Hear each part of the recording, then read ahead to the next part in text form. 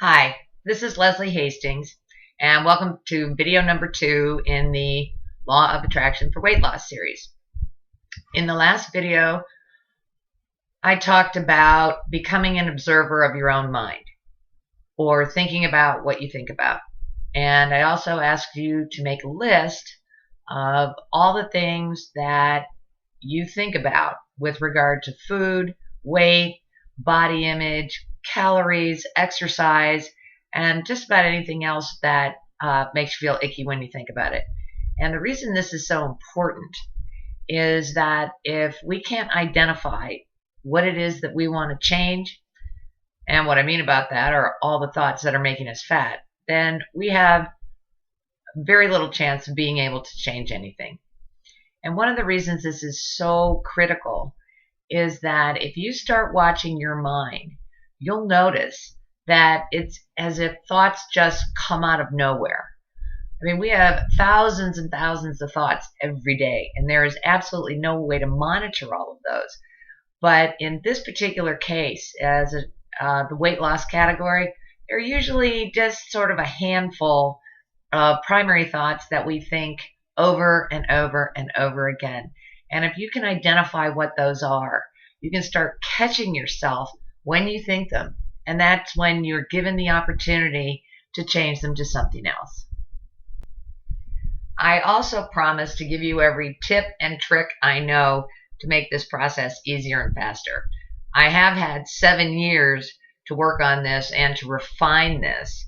And I've come up with some tools that I think would be very helpful. These are things that if I had applied them in the beginning, I'm sure I would have had a much easier time. The whole theory here is to make this whole process as easy and as painless and as fast as possible. So the first tip I'm going to offer up is throw away your bathroom scale. Now, don't panic, because I know that there are people who live and die by the scale. But I'm here to tell you it is a form of torture and self-abuse. How do I know this? Because I used to do it. I used to get on that scale every morning, and whatever it said was a reflection of who I was as a person. If I had a good number, I was a good person. If I had a bad number, I was a worthless piece of garbage.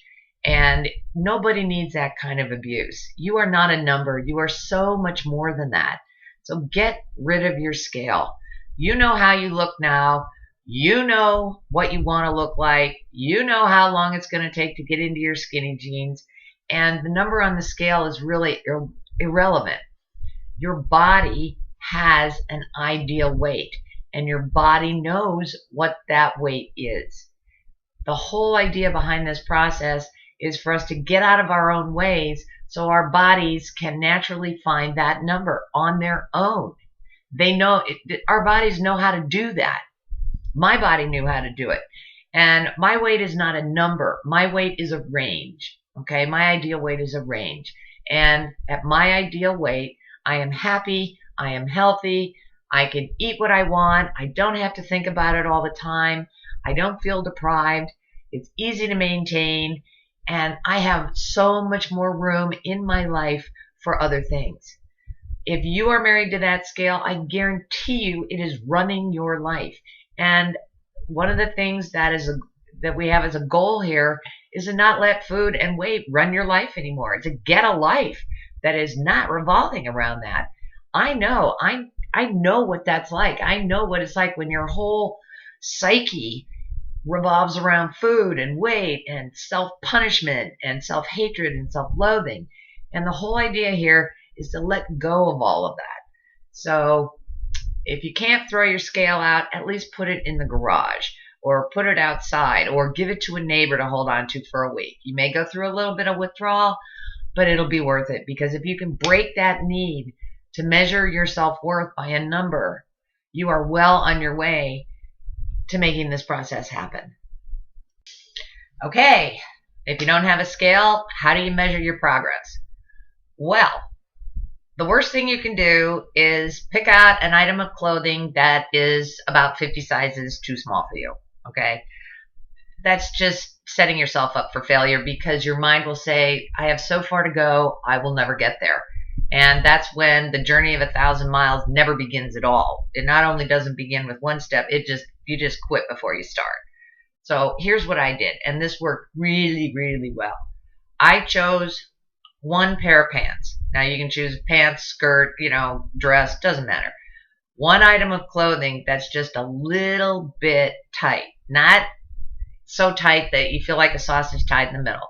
Just a little bit tight. And that will be your gauge in the beginning, okay? Now, what you do is, when you start this out, is you try that on and you get an idea of how that fits. Then you put it aside and you don't try it on again for at least a week, maybe 2 weeks in the beginning, okay? This process takes time. But what you'll notice is when you start applying these principles and you start getting into the rhythm of this, you'll put those on one time and all of a sudden they won't feel tight. And then you'll do it again a week or two later and they'll be a little loose. And then you'll do it again and they'll be even looser. That's the point at which you find another item of clothing just a little bit too tight. Okay? And then you go through your wardrobe that way.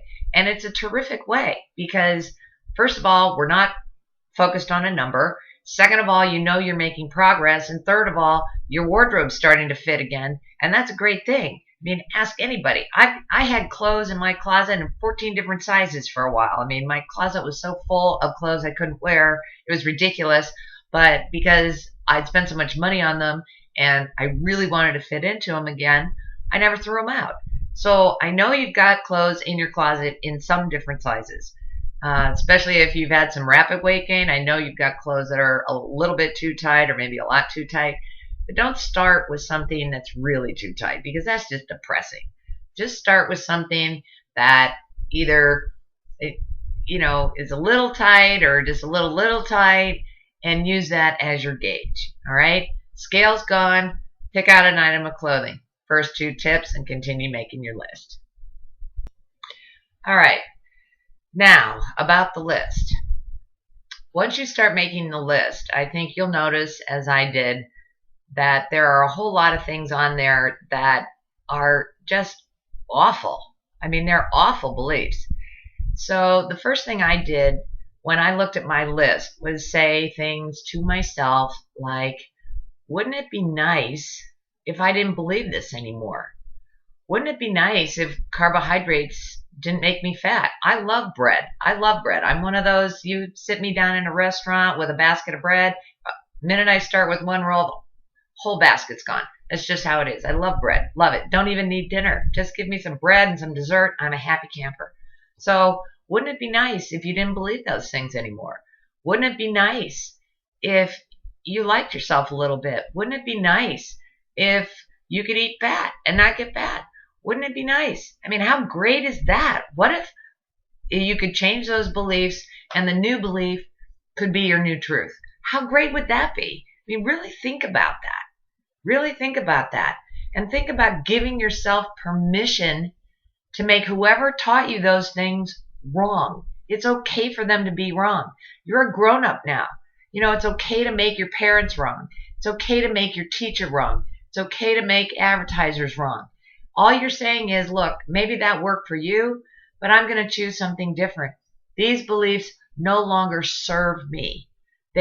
Believing these things does not get me where I want to be in life, and I deserve to have a good life. So think about that for a little while. Think about how great it would be if you didn't believe those things on that paper anymore. And then just sit with that feeling. And it's like a whole world opens up. I mean, what if these things aren't true? What if it isn't about the food? What if you don't have to exercise till you drop? What if you don't have to torture yourself anymore? What if you don't have to be hungry all the time, which in my case makes me really cranky? What if? I mean, how great would that be? And just sit in that energy, absorb that for a little while. And, it's like it says in the Bible, just the faith of a mustard seed. Just open the door a little bit, let a little bit of light in. And I guarantee you're on your way. If you just open your mind up to say, wouldn't it be great if I didn't believe these things anymore? opens up a whole new world. And that's the world I'm going to walk you through.